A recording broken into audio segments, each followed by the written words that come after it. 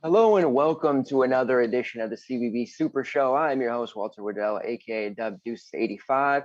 I'm joined as always by my co-host and of many sports, Pete Cole. We're on YouTube today. We're transitioning over to the YouTube live streams. Make sure if you are watching right now that you give us a like, subscribe. It is obviously free to do, and turn on the notifications. Feel like a YouTube, pro YouTuber here. Make sure that you don't ever miss any of our live shows again, as we're going to be doing all of our live shows over here on YouTube now.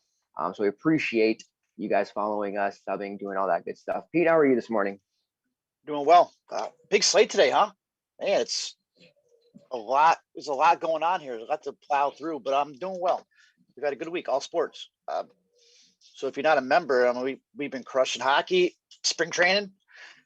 Got a daily show every day at 12:30 live before 1 p.m. lock. So CBB, obviously, we've been crushing. So it's been a good February. Now going to March. March Madness, baby. Absolutely. This is the finale, the Saturday finale of the regular season. Conference tournaments have already started in some of the smaller conferences. We have conference tournaments. Day basketball started yesterday during the week, so we're going to have all day, every day, college basketball, which is going to be great. Lots of slates. Like you said, big slate today on the main for DraftKings. We have an afternoon slate, a night slate, all kinds of stuff going on. Big $100 tournament, Storm to Court GPP. If you had a ticket to that, make sure you use that today. Big $8 tournament on DraftKings. Of course, there's still Mania qualifiers available, 5-6 if you haven't qualified yet. Lots of good stuff, man. So if you guys are watching this live, we appreciate it. Make sure that if you've got the live chat there to the right of your screen, similar to the Twitch. So if you have any questions or you want to interact with us, be sure to post your comments, questions, concerns, any of that stuff there. And as the show goes, we'll make sure to answer those for you. So let's just dive right in, man. We've got first game on the slate, Florida State versus Notre Dame. KenPom has an 81.75 in favor of Florida State. It's a pretty high total in general. They're 94th in Temple ranking, Notre Dame 252. The only problem with Florida State, we know that, they're typically going to play 10, 11 guys. Senior night just happened for Florida State, so Coach Hamilton was able to play 15, 16 guys. His, ultimate wet dream for the guy. So some of the numbers were pumped up for some of the lower end players, like Anthony Polite, who went absolutely nuts last game. He played a little bit more minutes than he typically would. He does project well for us and others, but I don't know that he'll play more than that 20 to 22 mark. So his 4.8K definitely in play. Notre Dame, typically where you want to target against Notre Dame is on the interior. They're very fantasy friendly on the inside. Guy like Balsa Koprikvia at 5'3" is somebody you can potentially use. He's borderline cash viable, probably a little safer in GPP. Raekwon Gray is there, but at 8'1", he's probably still too expensive, even though I do like him as a player. And then even a guy like Scotty Barnes at 6'5", this is a matchup where I could see him, potentially getting a double-double. The only downside to him is that he's not going to play more than 22, 25 minutes himself. So it is tough because you look at that Florida State total and you think, wow, it's very sexy, but they're still going to play a lot of guys. Notre Dame side, I'm not really that interested in them. Prentice Hub at 7'8", I think he's going to struggle.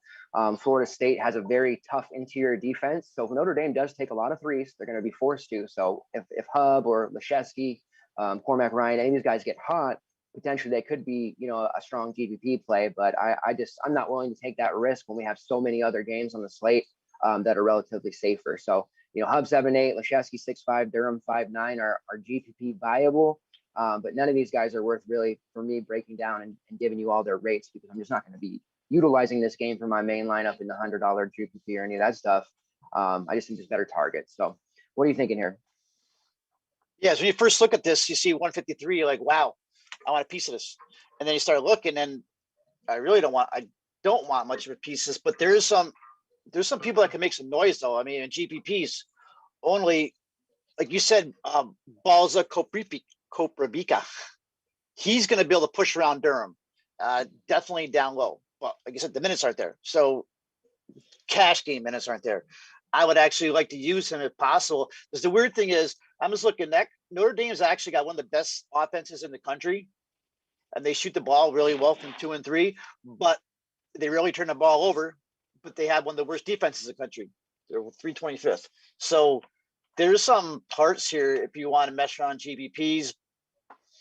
That's it. You're right. And there'll be some guys that come out of this that are, making that 4 and 5x value. It's just there's such a high variance involved in it that it could potentially take like 380 to 400 some of these large field GPPs, and you're not going to be able to miss. So you're going to want to load up your lineup, especially in the middle, with your core of guys that have the less variance, higher floors, less bust potential. And everybody on FSU has major bust potential. I mean, MJ Walker at 5.2, he could potentially go off today, but without his high floor that he's lacking, and even though he plays minutes, it's kind of just it's rough sledding here. So yeah, I'm looking to other games definitely. Rutgers versus Minnesota. Ken Palm has it 71-70 in favor of Rutgers. They're 213 tempo ranking, Minnesota 110. Rutgers, man, they're having one of their better seasons in recent memory, but recently they're falling apart. I think they've won enough games and their resume is good enough to still get into the tournament, unless they just completely melt down here. But I'm not going to be using any of them. Minnesota's a good target right now. Jacob Young, Miles Johnson, Geo Baker, they're all priced probably fairly. I know Miles Johnson is still a guy, he's in that upper 6K range. Optos typically like him. People roster him because he always projects well, but he's not a guy that's playing over 25, 26 minutes. He's always a foul risk, especially on the road. Rutgers is terrible on the road. And I wouldn't be rostering him in my main lineup. He could walk away with a 40-point game today potentially, but it's really not worth the risk of him putting up a 19-20 because he'll be dead to rights if that happens. Minnesota, the injury bug is just crushing them. We know that questionable statuses of Booth Gotch, Liam Robbins, those guys have been questionable for a month now. Gotch has been playing injured all season. It came out, but now Brandon Johnson recently was injured. He's tagged with a game time decision. That cleared the way for Isaiah Innen to play more minutes, and he had a really nice game last game. So if it comes out that Robbins and Johnson are out, especially, Innen is only 4.3. I think he's definitely cash viable. A little more risk there. I think I like some of the other options a little bit better, but you could do worse than Innen at 4.3 if he's going to play 30 minutes. Eric Curry, he's there at 4.9. Innen has the better rates. Curry might be more of a known commodity, especially recently within the DFS community. Curry's sitting around a 13.9% shot rate, 14.5% usage rate, whereas Innen's is 13 and 13. But rebounding, he's got an 8% offensive rebounding rate compared to Curry's 7%, and then a 19.5% defensive rebounding rate for Innen as compares to 12.8% for Curry. And his block rate is almost 5% for Innen to 1.3 of Curry. So there is a little bit more to like. Curry's also got a 4.7 fouls called per 40. So, he's at foul risk, whereas Innen's right around 3.1. Granted, he hasn't been playing a ton of minutes. Innen last year, he had a couple of games where he really kind of came off and he thought he was going to be a good play. And then even earlier this season, Innen was getting minutes before he dropped off. So it's clear to me that this Minnesota squad is a mess. It seems most of the team has quit, but some of these guys like Innen or Trey Williams, who aren't playing a lot of minutes earlier on in the season, are still trying heavily because, hey, if they're auditioning to transfer somewhere else, or they're trying to put their name in with a possible new coach next year, that, hey, I played through the entire season, I need to start. That kind of thing. I think Innen is definitely a good play and could do some damage here. Marcus Parr is always in play. He's 9.5. There's not a lot of pay ups here. This is a weird slate because pricing is semi-tight in the mid range, but you don't have a lot of pay ups that you really have to play. And you do have, some viable fantasy value options here. So I won't be using Carr, but he's a walking 40 as always. So he could potentially, put it on Rutgers here, or, he could be quit too. I don't know. It's really tough to kind of buckle down and pick from this team. Trey Williams had a great game last game, and it was Mashburn who busted. It could very easily be the other way, but if they're going to be down to 6 or 7 guys, you certainly have to consider Minnesota. But really, for cash games, I don't feel good about any of them. I listed Trey Williams in the article as one of the lone cash plays at 4-6, but I don't even feel great about doing that with him. I just think there's other games. The SEC games, especially, are where I want to target most of my exposure. So, injuries, lots of stuff, moving pieces, prices right on Rutgers side. Doesn't look like that great of a game on the surface, but I guess if we dig deep, there are some playable options. What do you think here, Pete? Yeah.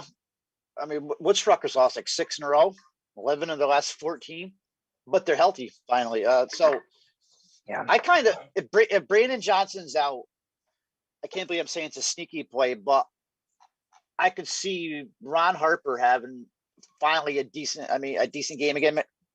Remember, he was like the darling of DFS 2 months ago, and now we're lucky if he puts up 25 DK. But if because I think Brandon Johnson will be a healthy Johnson would give Harper a much better, harder run defensively than Isaiah Einen. So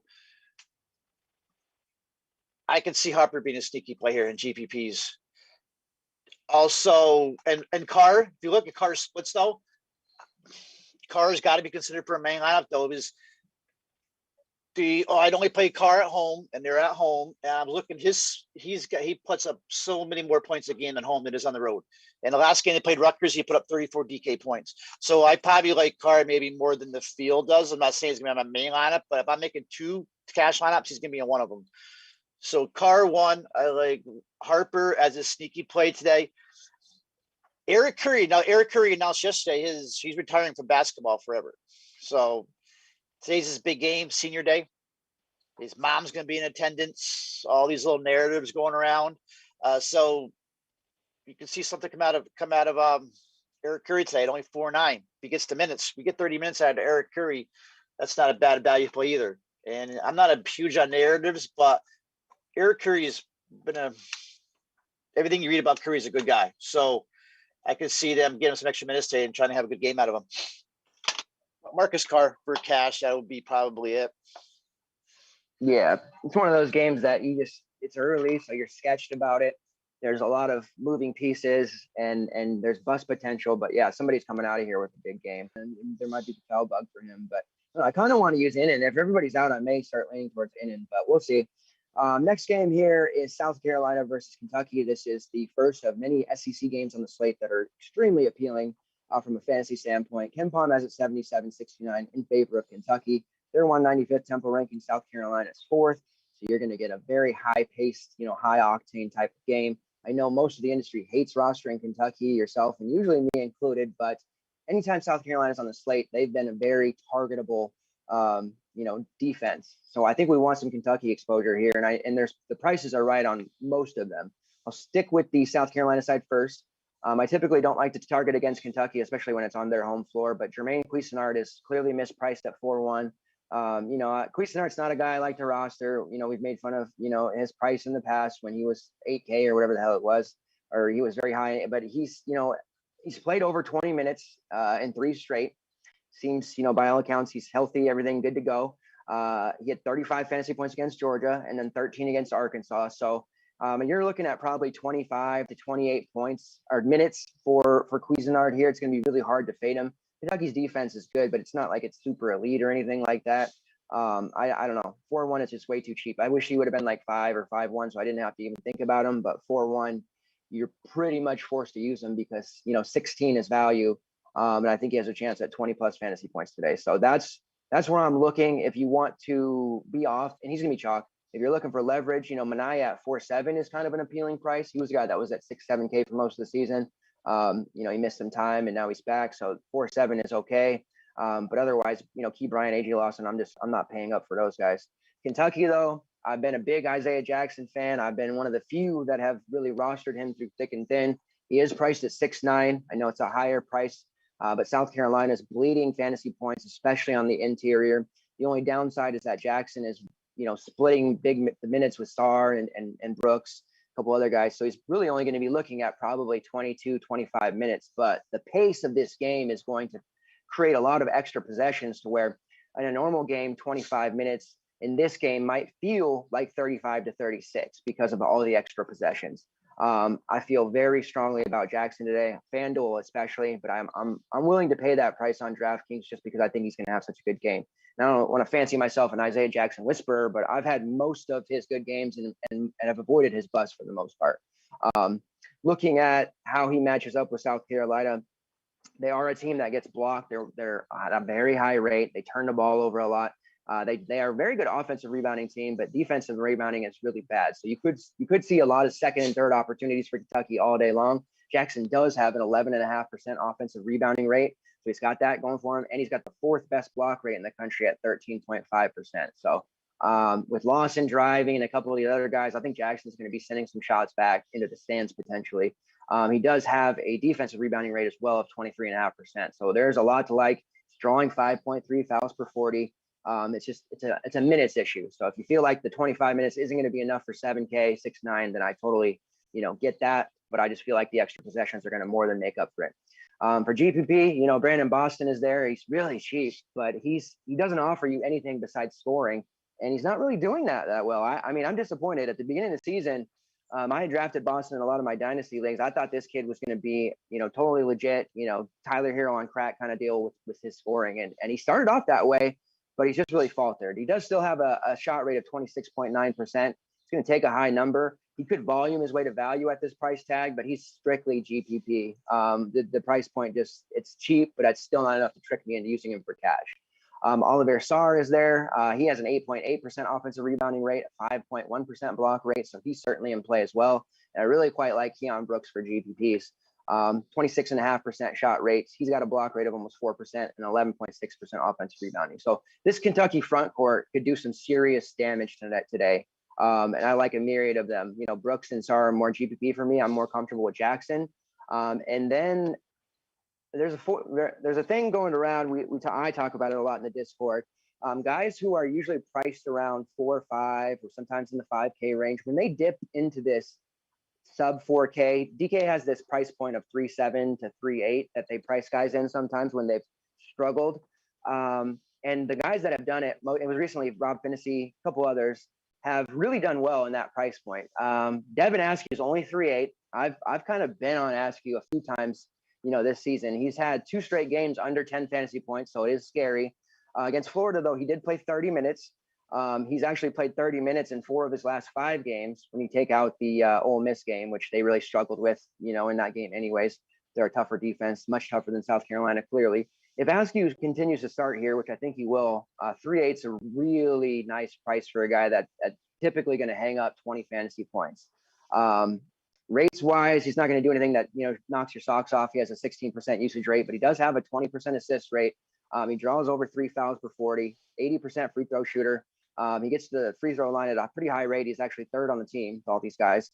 And I don't know, it sticks out to me as a price that's going to, nobody's going to be on. It's kind of a secret value. Everybody's going to be looking to Villanova for value, Minnesota because of injury situations. So I do think Devin Askew fits into the category of being cash viable. Matthew Mayer was actually the one that was most recently under the 4K range that went nuts, that a lot of us had. So I don't know. I jokingly call it the 4K, the sub 4K modifier. But I think Askew has a chance to do some damage today at that price point. So don't sleep on my man, Devin Askew. What do you think here? I know Kentucky's a team that you dread when it comes to DFS. So are you avoiding this game, or are you going to dabble? This is where we may differ a little bit. My problem with it, okay, first of all, Kentucky, what game was Ole Miss? They got pounded on the boards. Ole Miss had a plus 14 rebound advantage. So Coach Calipari went and totally destroyed those guys in practice after that. Destroyed them. They practiced for hours. I seen people got hurt. Devion Mintz got hurt. And it's been going around. It looks like he's probable to play, but we know what happens in college hoops. These last minute things. So keep that in back of mind that he is hurting. Calipari did confirm that he got hurt. It was a freak thing, I guess. But now if Mintz doesn't play, then I go to Askew. My problem with Askew is the guy hasn't made a shot in two games now. And he played 30 minutes against Florida and was 0 for 5 in the field. 20 minutes against Ole Miss is 0 for 1. But yeah, if Mintz is out, then I'm on him at 3.8. My problem with Isaiah Jackson is damn fouls. If he's fouled out three of Kentucky's last 6 games, and 4 fouls in limited time in the other 2 games. If Jackson has foul troubles, I think he'd be to play the slate, like the lock of the slate, really. So that's where we may differ a little bit. I'm seeing a lot of this at GPP plays. Cousinard, yeah, to me, I think is a lock. It's like a free square. You got to use him. He's going to be so I owned. And my other play I like is Always Sorry. And I remember playing him once or twice at the beginning of the season, and I fell off. But the way they've been pounded about their rebounding, and with play out the conference playoffs and all that coming up, I can see them turn this around. So if anybody I'd like to say, it may be Sar. I can't believe I'm saying that because I can't stand playing him, but I think he does kind of fit in that role today. What's his price? He's only 5.6. So to me, these are more GPP plays, obvious, because I'm also against playing Kentucky in cash. But Jackson could be the guy that takes over the whole slate too at 6.9. I just can't. The fouls worry me in cash games. So that's where I stand right now. Gotcha. And to be fair, yeah, they did get worked on the glass by Ole Miss, but we're talking about an Ole Miss team compared to a South Carolina team that's just completely drubbed every slate pretty much. I all right. see that. So, but you're right. There's always going to be risk with Kentucky, definitely, and that's where I feel pretty solid about getting them a little under-owned. I think they do have Boston's turned into killable love. Actually, I mean, Boston, the way he started out the season, right? We played him all the time and thought he's gonna be. He is what it is. Yeah. All right. Next game on the slate: Mississippi State versus Auburn. Ken Palm has it 72-69 in favor of Auburn. They're 50th in tempo ranking. Mississippi State 299. Sharif Cooper highly questionable for the finale. Most likely doubtful / out. So expect the starting 5 of Auburn that has been, Johnson, Thor, Williams, Cambridge, and Flanagan to play big minutes again. I see them as mostly GPP guys, though. I think you could use Jamal Johnson in cash at 5.2. We were one of the few people in the industry that were on Johnson last slate at like 4.9. I don't know why everyone jumped off. He was like 7% owned, but he still produced. When he's playing that point guard role, he's doing enough things, assists, still getting shots, rebounds, contributing everywhere to where he's a great play. And I would like him over Flanagan. I think Flanagan at 6.8 still in play, but Mississippi State's just been a slower team. Their defense is pretty good. I could see a semi, letdown for this game overall. So I am sort of pumping the brakes on this game slightly on the Auburn side.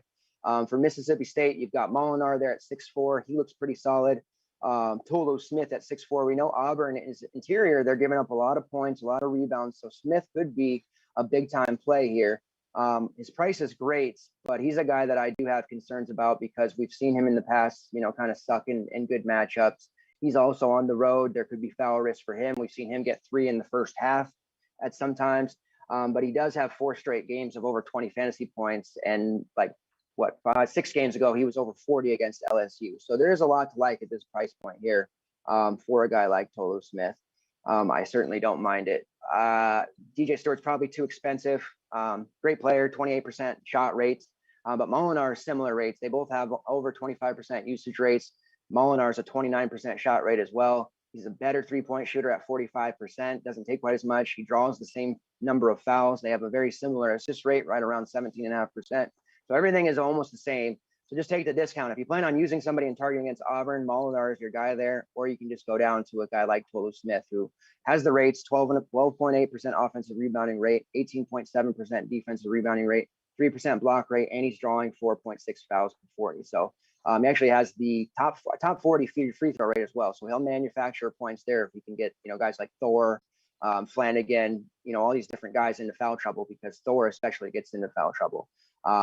So more and more I talk about it, the more I'm warming up to Smith. But I don't know. I got that weird nagging feeling that he's not going to work out. But we'll see. What are you doing with this one?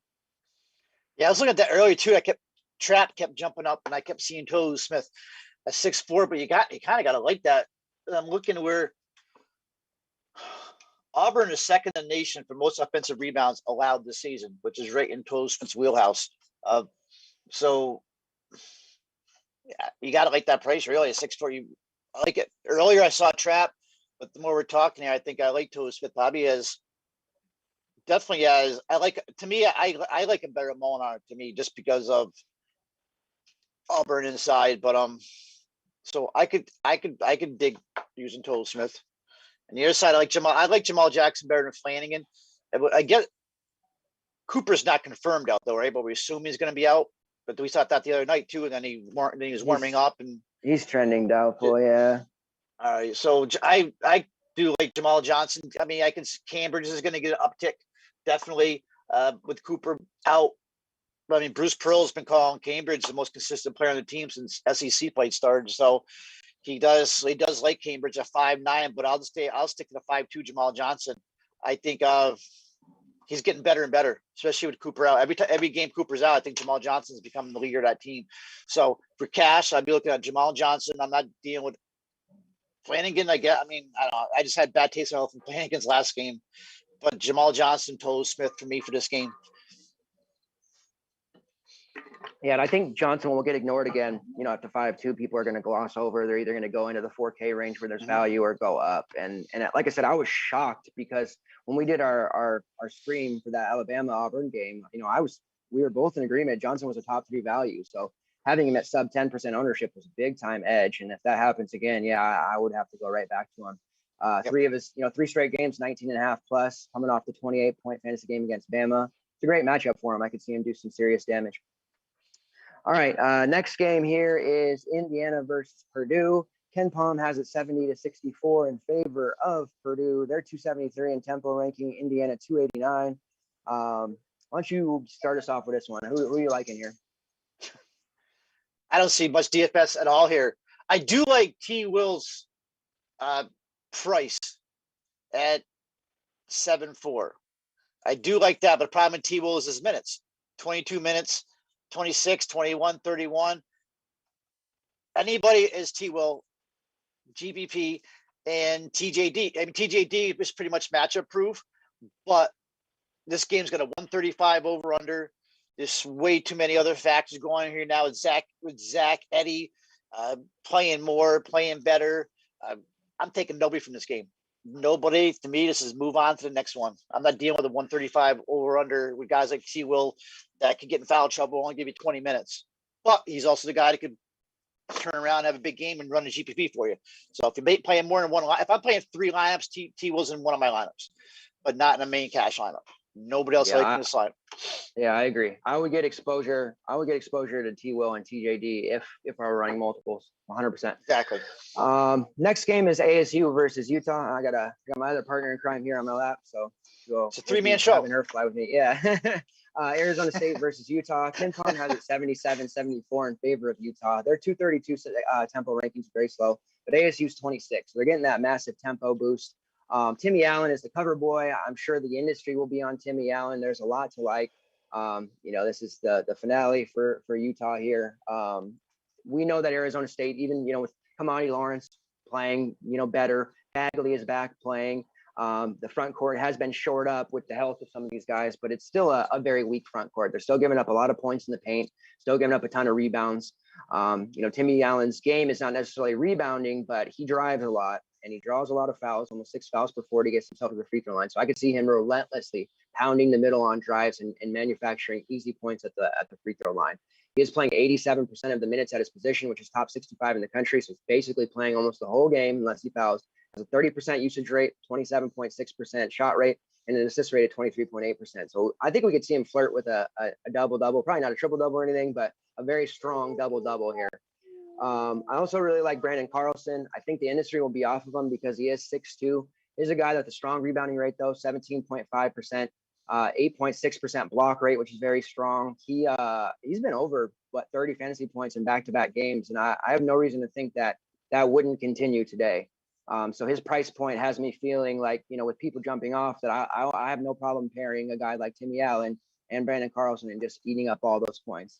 I'm sorry, he had 34 against UCLA. His last game was kind of weak against USC. That was a rough game overall for everyone. But 2 of his last 4, he's been over 28 point fantasy games, and he's been it seems like every other has been at around 30. So he busted last game. If that continues, he'd be hitting 30 again. But I like him. You GPPs, Janutin is back, 4.9. He's a solid price.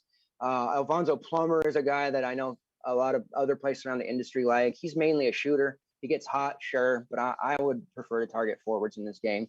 And ASU is just, they've fallen apart so much that I'm not even really looking. I'm not looking at Holland Woods, who's been, very cheap this whole time. Bagley at 5.4 is interesting, just coming back. Remy Martin's down to 8.2. He always gets ownership in the low eights, but I'm happy just avoiding everybody on ASU here. What say you? Yeah, I mean, Timmy Allen's my boy. I will play him if I can every slate. You said everything you need to say about him. He plays every minute, leads the team usage, all that. He's the man. I think to me, he's a top play to slate today. When I was waking up before I saw projections and all that, I was like, Timmy, and I didn't realize that Timmy Allen's gonna be that popular, but he's gonna be. So I got to eat that chalk because I like him and he's gonna have a big game. Plummer, I agree. Plummer's a GPP play. You can get hot and go crazy, but you also have those down games. I'm not touching Plummer in a game like this. The one guy I'm maybe more interested than the industry on is Mikhail Jantuin. Like you said, he's back. I watched that game against who was it they played Saturday night? USC, when he upset USC. That team looked totally different when he came back. And I was just, as we're talking, I was just doing some research up, and I actually just saw it come up in a couple articles too. They totally looked like a different team. They said they had a little bit more pep in their step when they played him when he came back. And he's only, the best part I like of it, and what's Jantuin's price is only he's only 4.9, playing 30 minutes. He's he's gonna give you probably 4x. I like to see 5x, but I don't mind 20 DK at a 4.9 from him. But I could see more in the game right today. So I'm on Jantuin and Allen. I'm not touching Arizona State. I'm not touching Holland Woods, who I see is getting some decent projections. I'm not touching those guys. So it's Timmy Allen day. Yeah, I like Utah. I'm with it. Next game here is Oklahoma State versus West Virginia. Ken Palm has it 78-73 in favor of West Virginia. They're 126 tempo ranking. OK State 47th. Big news that just came through. Cade Cunningham has been ruled out. Isaac like Kelly has also been, I think it's pronounced likely actually. Isaac Likely has been pronounced out. So there's two main key cogs to this offense. This team, their leaders out. Bryce Williams at 4.9, Avery Anderson at 5.3, Rondell Walker is down there in the 4K range. There's a lot to like here for these guys, but it still is West Virginia, who has been fantasy friendly recently. But I don't know, it seems like a real tough spot for OK State now, but you definitely have a lot of GPP value, and you could probably even roll Walker in your main lineup at this price, just because he's cheap enough, down there at 4K, he could do some serious damage. Even Caleb Boone at 5.9 has some appeal. West Virginia side, Derek Culver's only 7K. He ended up making the value, last game he had 29. And I was kind of complaining about him early on. That price is trying to trap me back, but I'm more comfortable not taking West Virginia where I can. So I'm trying to avoid him. I might not be able to because that 7K is appealing, but I really do think he's more of a GPP guy. Otherwise, Emmett Matthews, Taz Sherman, Miles McBride are all viable GPP guys as well. And then if you think Jalen Bridges is going to melt the slate again, I guess you could pay 6.1 for him, but that would not be advisable. How are you, what are you doing with all these injury, plays here now? Yeah, I think it wasn't a Saturday this last time Cunningham is out, and all of a sudden when Boone came in and lit up the slate, and Moncrief, I believe I played Bryce. I think we all had a pretty good day, and I think for DFS you need a piece of this now. I like Moncrief probably the best out of all these. Rondell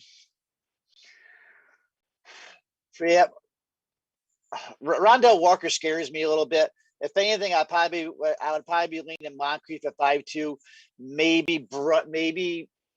probably I guess Avery Anderson over Bryce. So probably Moncrief and Anderson. One of these guys is gonna be in my main lineup. It just has to be with Kate out. So probably Moncrief. Boone was the one I didn't play that day, who had a huge game, but they all did well. And West Virginia, we say it all the time. Every time we get close to thinking that Derek Culver's becoming a cash play, what does he do? He lets us down. So Derek Culver is a GPP play, always will be a GPP play, no matter which way you look at it. The way he plays, plus the coach he plays for, he'll never be a cash play. The minute you play him in cash, he's going to let you down. The only guy I think on that team that's cash play is Miles McBride, which I kind of like McBride at that price. I actually may be McBride may make my top lineup here because what's the over under in this game? I don't have it in front of me. This is a 147. I have 147.5. McBride's cash playable to me. His usage is down a little bit, I see, but no. So you need somebody from Oklahoma State. It's probably to me it's gonna be Moncrief and maybe Anderson, and then move on to Miles McBride. Yeah, I'm not messing with. I was weird. The last cast we had, for some reason, I was going to bring up Jalen Bridges, and I didn't, and then he went off. So I don't know. I'm no Jalen with no Bridges whisperer. I'll tell you that. Yeah, and McBride actually, he did play 31 minutes last game, but he was in the doghouse for a bit during that TCU game, and he's usually immune from the doghouse. So that one he sat for like a 6-minute period. So that was a little scary as well. Yep. Any of these West Virginia guys, you know, they're GPP all the way, even at the good prices here. It's scary to use them otherwise. Why did McBride only play 23 minutes against Kansas State? I can't remember that. That was 2 games ago. I'm not sure. Anybody scares me with Huggins now. I got to worry about Miles McBride. So yeah, I think that one, maybe because it was a blowout. I didn't watch that one, but I did watch the TCU game, and I saw him sitting on the bench, and he got screamed at. So it's like the last guy who was immune to the doghouse is now apparently not. So just tread with caution there. But yeah, with Oklahoma State having 2 key pieces out, you're definitely probably going to want some. I like Caleb Boone's upside here. I would be tempted to even use him in my main lineup because like a month or two back, when I think they might have played Baylor, and he was like priced at a 4.7 or something like that. I used him kind of luckily, and he put up a 35 or something. So he's got that big upside, even in tougher matchups like this. So, but fouls are always going to exist with him. And you're right, Moncrief's a great GPP guy because if he gets 30 minutes, he'll pay that tag off. All right, next game here, and this is a big one. Alabama versus Georgia. Ken Palm has an 83-73 in favor of Alabama. 10th in Temple ranking, Georgia 15th. Don't have to be an analyst or a statistician to know here that this is going to be a fast-paced, high-scoring game. These two teams met up, a few weeks back. It was an absolute, NBA Jam type of game, or the 115-82, so 197. So you're looking at a super high total, chance of 200 on the board for these teams. They're in Georgia this time. The actual total for it is 156.5, which is highest on the slate. LSU, Missouri, 155.5, so 1 point below. I think you definitely want, big exposure here. Herb Jones at 7.3. He looks healthy now. I had been backing off him and kind of just watching him recently. The last 2 games after seeing him play, there's no signs of any, ailments or slowing down. So 7.3 is a very fair price for him. I will likely have him in most of my lineups. Jaden Shackelford at 6.2 is back to an agreeable price. He has, got 30 plus upside in this particular matchup. So definitely like him. I did, for the first time all year, I used Petty at 5.8 and I was happy with it. And he got 29. Now he's back up to 6.8.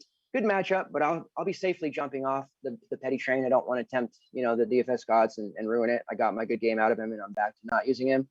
Jones and Shackelford are the 2 I'd love to use here. Even Javon Quinterly, I don't love paying 6.1 for him, but clearly he's going to be doing some damage in this game as well. I could see him 4x, 5x rather easily. And then if you want to, dabble in the value, Keon Ellis, I kind of usurped Josh Primo for playing time. He's only 4.2, makes sense as a value GPP type of guy. And then Georgia, this is a good matchup on paper for Georgia too. Even though the Bama defense is good, they give up a lot of points, but this is where you've got kind of traps written on things here. Savar Wheeler at 7.7. Initially, I saw that and thought, well, maybe this is time for me to go on the Wheeler train. But after digging into it a little more, I'm very concerned. I think he may turn the ball over a lot. So I don't know if I want to use him. I think he's more GPP. I do have him listed as a cash play potentially, but he's very unsafe, I should say, for cash. I think I'd rather use Tumani Kamara, who had over 40 fantasy points against these guys last time out. Bama's front court is susceptible to giving up big totals, just how it has been for them. He's 7.2. You'd like to see him a little cheaper, but I definitely think he has upside. He's broken the slate at low ownership before. And then our guy who I really like, Katie Johnson, is there at 5.8. I am on the fence with him. I kind of wanted to use him early this morning, but the more I've been digging in, I'm not sure if I will end up there. I wish he'd be in the low 5K range, but he does have a 29% shot rate, 28.6% usage rate. shooting 38% from the 3-point line, 4.5 steal rate. He's drawing 7.5 fouls from 40. So he will, manufacture these points and whatnot. He has a 10.2% defensive rebounding rate. So he's not, super high on that end, but everything else, I just wish he would play 30 plus minutes. The minutes are, again, what kind of hurts him, but he's definitely a high end GPP play, maybe borderline to, riskier cash play if you want to go that route. But you're going to want to walk away with at least 2 pieces of this game. It's just going to be far too high scoring to completely ignore. What's your plan here? Yep. And you think about it, Georgia cannot play any worse than they did the last game. It was a high scoring game. It was like 115 to 80 something. So, but this time it's in Georgia. And I'm seeing that they're opening up the arena. They're sending out tweets and stuff. They're opening up the arena to better seats, more seats for the students. They're making a big push today for students at the game today. So that may help Georgia's cause a little bit. I mean, it's not going to slow Alabama down, but it may make it actually a better game. I was thinking the same thing when you mentioned Wheeler. I was looking at him as a cash play, but then, yeah, I think you're right about the turnovers. Even the last game, his turnover to assist ratio was 4-3. So you got to worry about that, especially in a game like this. So I like that call on Kamara. To me, I think it's going to be going on. Am I going to play? Do you want to piece this? Am I going to play Kamara or Jones? Or I don't know if you can play both. Kamara may be the sneaky play, or maybe the sneaky play over Jones if you don't want to play both. And he did have a big game. So I do like Kamara. Go wash your hand. Don't touch it. KD Johnson, you've seen this. He had a big game in that last game, but most of them are garbage points. But still, if we get minutes out of him. So there's a lot to like. I just don't, because nobody can really key on. And these guards, I don't know. I mean, Petty, probably Quinterly is probably probably Shaq to me is the best out of all of them. But I think I'm maybe leaning Kamara and Jones if I can get both of them in my lineup.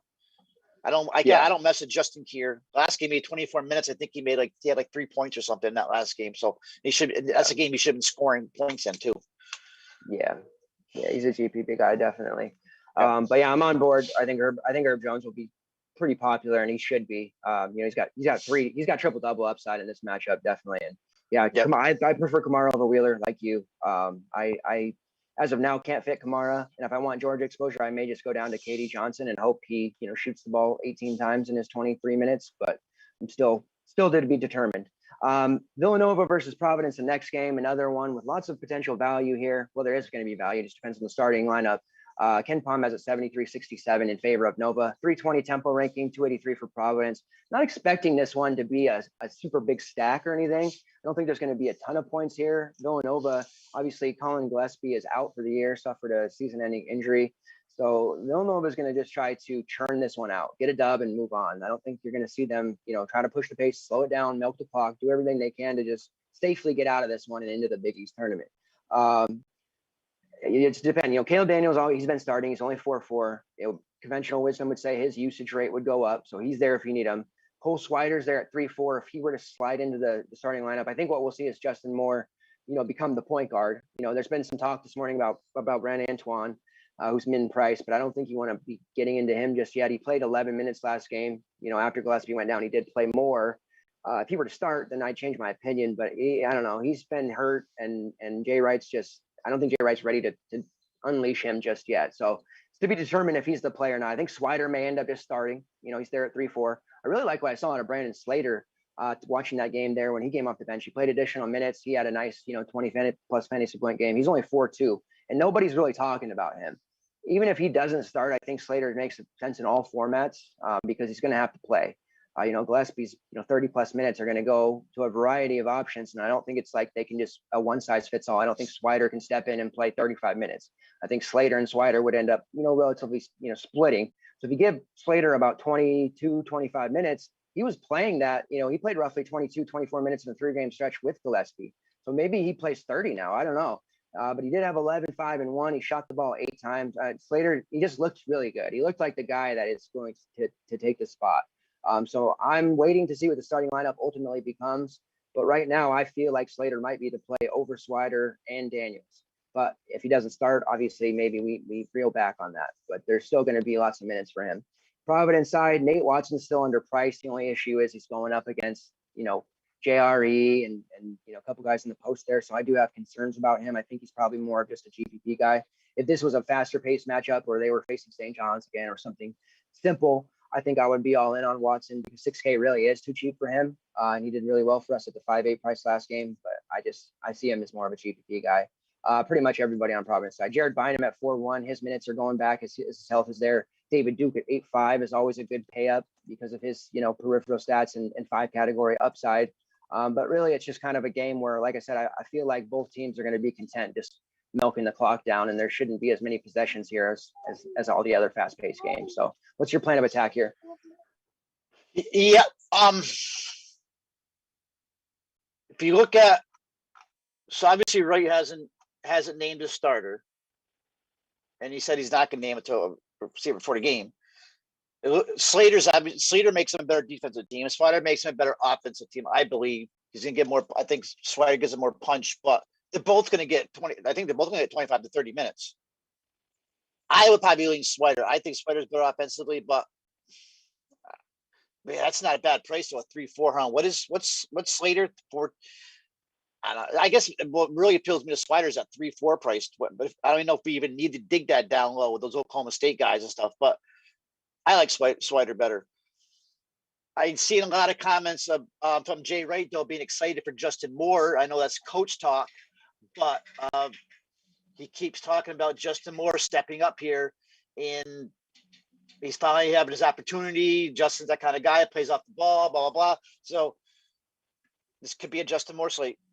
And here's a sneaky GPP play, a name that a lot of us forgot about Brian Antoine at 3,000. Now he actually came in, I think, and what was his minutes after Gillespie got hurt? I think he actually played a few extra minutes, didn't he?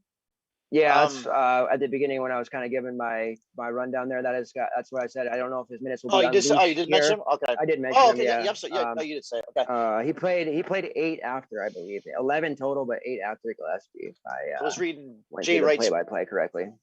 I was reading Jay Wright's press conference when you were talking there, but it's okay. So yeah, that could be that's a sneaky GBP play. I think they're right. I mean, we know the kid's got talent potentially.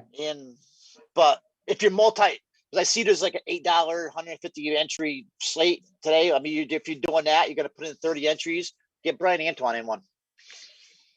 Yeah, it could surprise us all and him start, but it seems like Moore is going to be sliding over the point guard role, which he's content with, and like I said, it'll be Slater or Swider who ends up sliding in and taking that other starting spot. Remains to be seen. Sounds like you said you like Swider, which is good. I really like Slater. I know his price is up, but watching the game, from what I saw to Slater with 30 minutes would be shattering of his price. I really like what I saw out of him. So it's just a game that's overall, it's not that great though. It's the problem. Maybe Justin Moore's the play. I don't know, but there's some plays here. I just don't know if I want to really piece it. And then when you got a 139 over under, that's what I got. I don't know. Definitely. All right. And then last game on the slate here is a good one. LSU versus Missouri. Ken Palm has an 80-79 in favor of Missouri. They're 164 tempo ranking, LSU 60th. LSU, they've been a fantasy friendly defense. They're really good on offense, really bad on defense. They run, shoot a ton. I'm kind of down on most of them right now, though, except for my guy Cam Thomas. But Watford, they're at 8-4. I don't know. He's putting out 30s, but I don't know. I just don't feel that great about him in this matchup. Darius stays at 6'6". Price is kind of up. Javonte Smart at 6'7". The price is, down, but I'm not seeing enough out of Smart that makes me that excited about him at that price either. I think it would be Cam Thomas, if anyone. He's going to take 20 shots again, as usual. Actually had 10 rebounds in his last game, which was great seeing from him because usually the knock on him is that all he's going to do is score. I would love to see him more in the mid to low 7K range, which he's been money at 7-9. It's up there. But he's the most playable LSU guy by far. I mean, his you guys have heard me. If you followed me or watched me or read my stuff, I'm all about him. He's got a 30.3% usage rate, 34% shot rate. He's taken, like I said, 20 plus shots. He's attempted 173s on the year in 23 games. He's only made 52 of them, but he's getting that volume. On the Missouri side, Drew Smith broke the slate last game. I think he's still very much in play. The prices, skyrocketed up from the 6.3 to 7.6. But we're talking about an LSU team here that's going to push the pace. They're going to definitely turn it over. I could see Drew Smith replicating that last game. Maybe not to the extent where he's putting up 60, but I could see a 40 spot out of him here rather easily. And I know most people are going to be going to Xavier Pinson, who we've hyped quite a bit. He's only 5'4". Rates wise, Pinson has a 30.6% usage rate, 30.6% shot rate. Whereas Drew Smith is in the 22% range, but Smith is more of your 5-cat guy. He's 3.4% steal rate. He will block shot or two. He's got a 23.1% assist rate. He's been rebounding lately, shooting 38% from long range on 91 attempts. So if you can afford the salary on Drew Smith, I think you should definitely consider going back, especially if everybody's going to be jumping off. Pinson to me is more of a GPP guy, even at the nice price, just because he's really tied to his scoring. Jeremiah Tillman is there. I think the bigs could potentially do some damage. LSU's interior defense has been pretty bad. Tillman has a block rate of 5.5%, an offensive rebounding rate of 12.5%.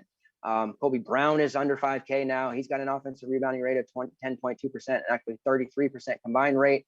So there is a lot to like here in this particular game. It's a nice hammer. There should be lots and lots of points. It's just a matter of, what salary you're going to have left for it, because most of the guys are priced up, except for if you want to go, with a Kobe Brown, who I really don't mind at home here. So what's your priority on these guys? Well, when I first opened a slate, I was all over Pinson at that price, and I didn't realize how high projected he's going to be, and he's going to be popular. So a lot of his Pinson has been playing well. I was reading earlier about Coach Smith calls him North South because the way he plays. Well, he hasn't been playing. He hasn't been playing North, South, East, or West. This kid, but he finally came back against Florida, and he played an awesome. Him and Drew Smith played. Both of them played game. I mean, Pinson was a game changer against Florida, but him and Smith were the team. But I mean, the way Pinson attacked the Gators defense, and he made like 4 3-pointers. I just think he had a huge game, and I think he's going to roll into it today. He got out of that little bit of a slump. They need these wins. So I'm on Pinson at 5.4. Especially the price. If the rest of the industry is, I guess I got to deal with it. But I just like the $2,200 difference in Drew Smith. Cam Thomas, yep, I agree with you. I don't understand what DK's problem is with Cam Smith, because he's been the same. Seems like he's been the same price all year, between 7 and 8. To me, he's a 9K player. I guess because he never gets like that 45 or 50 burger. But I guess it is what it is. But I'll play Camus all day under 8K. I think Cam Thomas is a main lineup type player at that price, and we may catch Cam a little bit underowned. Everybody else is going probably to Javonte Smart, right? So maybe we'll catch Cam a little bit underowned today. Yeah, potentially. It's definitely a decision for me between him and Drew Smith, but I don't know. I feel like Drew Smith is going to replicate, and that is the last game of the slate. So if you guys have any conversations or questions, concerns you want to pop in the live chat, let's see here. Liam Robbins. Liam. Somebody said Robinson is out. Yeah, and I didn't know what he was talking about, because only Robinson on this latest JRE, but I don't believe he's out, so I'm not sure if you want to clarify that. Let's pull up some prize picks. Let's pull up some prize picks here. My featured prize picks for this the main slate, I guess. I mean, it's not on there, but Clemson is having their senior day. Amir Sims, we were joking before the show about how I'm going back to Amir Sims. His fantasy point total is 28.2. I think he hits the over. They're playing Pittsburgh shorthanded. Xavier Pinson, who you just said you're high on, over 21.1. As long as he's scoring, he should hit that easily. I just don't know if he's going to get enough, other stats to really help us out. And then Timmy Allen over 31.2. I think Timmy's going to hit 40 here. Even with the prize picks rebounding totals just being 1.2, I think you should still hit that pretty decently. So who are some of the ones you're seeing?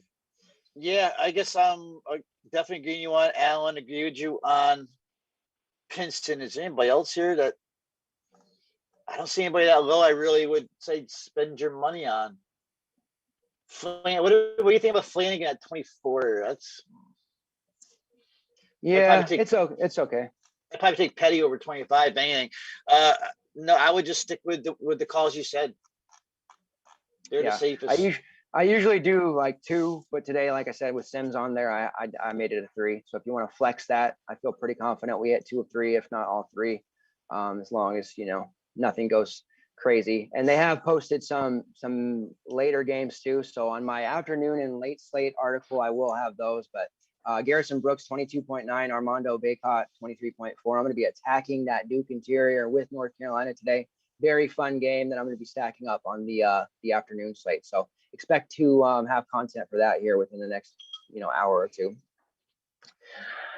Pete, any okay, so yeah, Liam Robbins. Okay, he accidentally put Robinson, no big deal. So yeah, Robbins out for Minnesota. That was to be expected. So we'll just be waiting on the Johnson status. But yeah, you can definitely look at Curry, as we mentioned, and both guys are viable today. Any last words, Pete, before we wrap it up here? We actually, even though the late start, we got it done in under an hour. You guys are still gonna have 45-ish minutes to finalize lineups. Good to go. What's the final word? I think for me, the key is gonna be figuring out the right Oklahoma State value to play and deciding on, am I playing like the Herb Jones, the Herb Jones Kamari, something like that play. So Oklahoma State's key here now that Cade is out. You want a piece of it, but how much, which ones? But there's a lot of them. There's a few guys that you can play. Yeah, definitely. Cade on his own, but then you add likely and you've got a major usage and key components out. So I think it's unavoidable to rock Oklahoma State. I would prioritize them probably over the Minnesota value at this point. Yeah, I still think the Villanova value is probably the sneaky determining factor of the slate, just because guys like Slater, Swider, Daniels, and maybe even Antoine, could potentially break out. So, and that's a later game. People may blow their PMR early and not have the ability to play any of those guys. And if they're lower owned, like I said, I just think even though it's a blog game, those guys are going to get big minutes. So yeah, injury news as always determining the slate. I guess before we bounce out, because we got a little bit of extra time here. Who is it can be any. I usually pop you for under 8K. Who is your must play? Somebody that in all formats you got to have them in your lineup. Timmy Allen, good one. And then he's gonna be popular though. So I guess give me yours. I'll give you a better one. Yeah, Allen was. I knew he would be because I'm in the cover boy, and it's just a really good matchup. All things considered. For me, it's a tough one because it's such a wide open slate. So I don't know if I might have to cop out here and just say that it's not a single player. But somebody from Kentucky is going to be a must play. I'll stop short of saying it's Jackson, but I don't know. There's going to be a player that comes out of Kentucky as the top player, the top scorer of the slate. I think it might be Jackson, maybe Sarr, but one of those guys. If Jackson keeps his ass out of foul trouble, he will run the slate. I fully believe that. That just worries me is the fouls, but I guess that's college basketball. That's my biggest problem with college hoops. If they could add one more foul to me and make it so much better. But Pinson too. I think Pinson is going to end up my main lineup. So that's probably my other play. Allen and Pinson. Yeah, Pinson is extremely cheap and an easy matchup. He may be able to drive relentlessly as well with that interior defense being pretty bad. So yeah, if you guys are watching us live, appreciate the support. Make sure if you're on that YouTube that you hit subscribe, turn that notification bell on so that you get all of our live stream notice. We will be back Monday with that. Tomorrow you can expect a podcast, just on the Discord there. We are making a point to podcast every single morning. Pete's been busy with NHL and other stuff and Insiders football. So he wasn't able to, pod with me yesterday, but just know we're going to continue to pop these shows out for you every single morning, get you guys up to date and, get all these NBA guys money. That's what's important right now. So Pete, I appreciate it. Everybody, my name is Walter Goodell, aka Deuce85. Pete, make sure also take advantage of that March Madness promo. It's 50% off right now at the end of the month. Definitely. You get access to every single sport, cheat sheets, prize picks plays. We have an optimizer in the works, pretty much a one-stop for everything that you need for just $25. So take it easy, guys. Thanks a lot. We're crushing baseball. Don't forget that. Oh yeah, crushing the spring training. All right, guys. Good luck, guys. Best of luck. Good luck.